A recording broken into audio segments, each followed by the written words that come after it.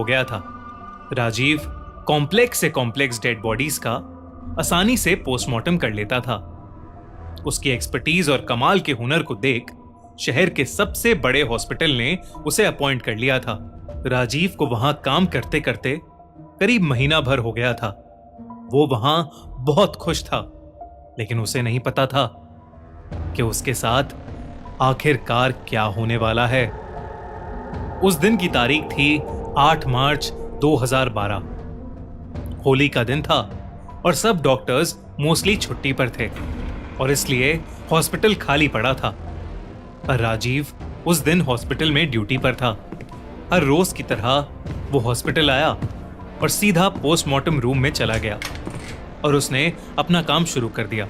उसका असिस्टेंट उस दिन छुट्टी पर था और राजीव अकेले ही बॉडी पर ऑपरेट करने वाला था। उसके सामने एक लड़की की भयानक बॉडी थी और उस लड़की का चेहरा इतनी बुरी तरह से जख्मी था कि राजीव से भी देखा नहीं जा रहा था। काफी कोशिशों के बावजूद भी राजीव को उसकी मौत की वजह पता नहीं लग पा रही थी। राजीव को ऐसा लग रहा था जैसे उस लड़की की बॉडी कई सालों से सड़ रही हो, इसलिए कुछ भी पता लगा पाना मुश्किल हो रहा था। राजीव उसकी बॉडी को ऑपरेट कर ही रहा था, लेकिन जैसे ही वो उस लड़की की गर्दन के पास अपना नुकीला सर्जिकल नाइफ लेकर गया, उस लड़की की आंखें एकदम से खुल गईं। ये देखकर राजीव के हाथ से वो नाइफ गिर गया और वो तुरंत पीछे हो गया। राजीव पिछले 7 सालों से लोगों की बॉडीज का पोस्टमार्टम कर रहा था। कई बॉडीज जिनकी हालत पुलिस भी नहीं देख पाती थी, उन्हें भी राजीव बड़ी आसानी से ऑपरेट कर लेता था। पर जो उसके साथ उस रात हुआ, वो उसने जिंदगी में पहले कभी एक्सपीरियंस नहीं किया था। कुछ दूर खड़े होकर वो बस उसकी बॉडी को घबरा कर देख रहा था। उस लड़की की आंखें अब बंद थीं और वो बॉडी एक लाश की तरह बस वहां पड़ी हुई थी। राजीव को लगा कि मरा हुआ इंसान कैसे अपनी आंखें खोल सकता है, तो उसने सोचा कि शायद ये उसका वहम होगा और उसने आगे जाकर फिर से अपना सर्जिकल नाइफ उठा लिया। राजीव ने उस लड़की की गर्दन में चाकू का ब्लेड घुसाया और उसकी खाल को गर्दन से नीचे चीरने लगा। लेकिन ऐसा करते ही उस लड़की की आंखें फिर एक बार खुली और दाईं से बाईं ओर घूमने लगी। देखते ही देखते उस लड़की की आंखों का रंग गायब हो गया और उसकी दोनों आंखें बिल्कुल सफेद पड़ गईं।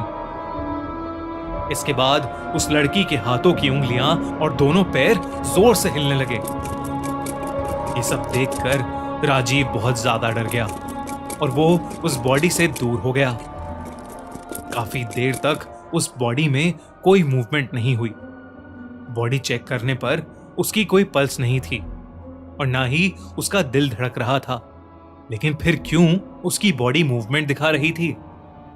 एक साइंटिस्ट होने की वजह से राजीव अपने साथ हो रही घटनाओं की मेडिकल एक्सप्लेनेशन खोज रहा था। दोस्तों, हमारे नए channel the crime show by खूनी मंडे पर हम लेकर आए हैं निठारी केस की कहानी, जहां निठारी विलेज में एक के बाद एक बच्चे गायब हो रहे थे। इनके पीछे कौन सा साइको किलर था और उन बच्चों का आखिरकार क्या हुआ, ये जानने के लिए देखिए इंडिया के सबसे भयानक मर्डर्स की कहानी, निठारी कांड। वीडियो का लिंक पिन कमेंट और इस वीडियो के एंड स्क्रीन पर।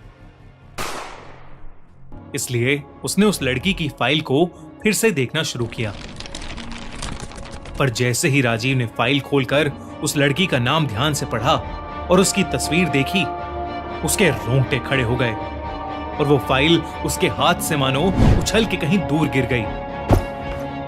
राजीव के चेहरे पर बुरी तरह पसीने छूटने लगे।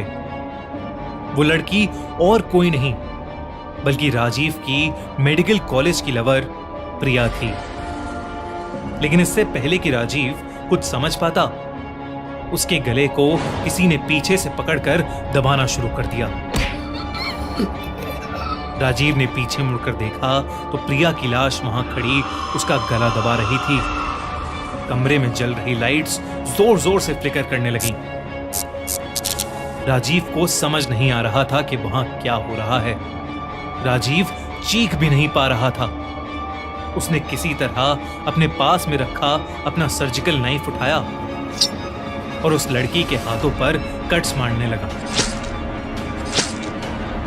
पर वो लड़की अपनी सफेद आंखों से बस राजीव को घूरे जा रही थी और उसका गला दबाए जा रही थी। देखते ही देखते उस लड़की का रूप ही बदल गया।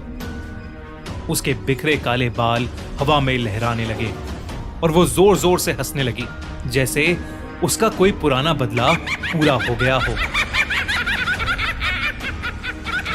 ऐसा लगने लगा था कि वो कोई लाश नहीं, बल्कि कोई बहुत ही भयानक आत्मा है।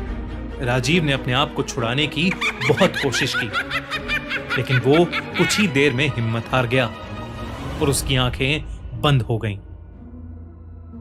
कुछ देर बाद जब राजीव की आंखें खुली तो उस हॉस्पिटल का पीएन उसके पास एक पानी का ग्लास लिए खड़ा था। उस पोस्टमार्टम रूम में अब किसी लड़की की बॉडी नहीं थी और उस पीएन ने बताया कि कोई भी बॉडी उस पोस्टमार्टम रूम में उस दिन नहीं भेजी गई थी। उसने यह भी बताया कि उसे अचानक से पोस्टमार्टम रूम से राजीव के चीखने की आवाज सुनाई दी।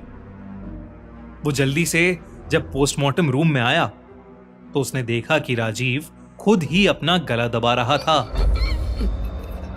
और अपना गला दबाते दबाते ही वो बेहोश होकर नीचे गिर गया था। ये सब सुनकर राजीव शॉक था। जब उसने प्रिया के बारे में रिसर्च की तो उसे मालूम पड़ा कि मेडिकल कॉलेज में एक लड़का प्रिया को प्रेग्नेंट करके उसे छोड़कर चला गया था, जिसकी वजह से प्रिया ने चलती ट्रेन के सामने आकर सुसाइड कर ली। उसकी मरने की तारीख थी 8 मार्च 2002, यानी उस दिन से एग्जैक्टली 10 साल पहले। राजीव ये सब सुनकर हिला का हिला रह गया, क्योंकि वो लड़का और कोई नहीं बल्कि राजीव खुद था। उसी ने प्रिया को प्रेग्नेंट करके उसे छोड़ दिया था। उस दिन के बाद से प्रिया की वो खौफनाक आत्मा उसे जगह जगह पर दिखने लगी। वो एक साया बनकर राजीव के पीछे पड़ गई थी। प्रिया की आत्मा राजीव को खुदकुशी करने के लिए उकसाती रहती थी और एक दिन वही हुआ। राजीव इतना ज्यादा डर गया था कि उसने ट्रेन के आगे आकर अपनी भी जान दे दी। दोस्तों, कैसी लगी आपको ये कहानी? हमें कमेंट्स में जरूर बताइए और एंड स्क्रीन पर क्लिक करके देखो हमारी नई वीडियो निठारी कांड, इंडियाज मोस्ट डिस्टर्बिंग केस।